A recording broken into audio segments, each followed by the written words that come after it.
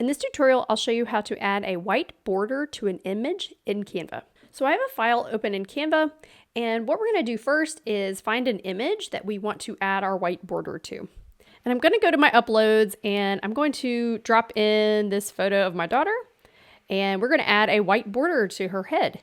So if you didn't have a photo that's already cut out and you're a Canva Pro user, you can just upload any photo, hit the background remover, and it will remove the background for you. Let's add a color to this page. So I'm going to hit the background and add a background color.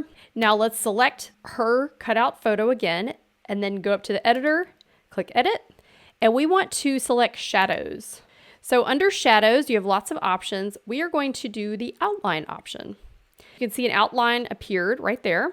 If I scroll down, I can increase the size of this outline and the color. So we want it to be white, not black.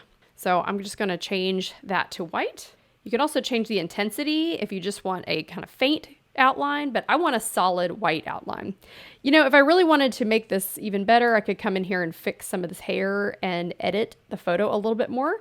But this is really the photo effect that I was going for, having that white outline behind the photograph. And it really stands out well if you put it against a medium or dark background. So that's how you add a white outline to a photo in Canva. I have some free Canva templates that you can download at the bottom of this video. And if you like this video, hit the thumbs up and leave a comment below, and subscribe to Cry Studio for more Canva and graphic design tutorials. Thanks so much.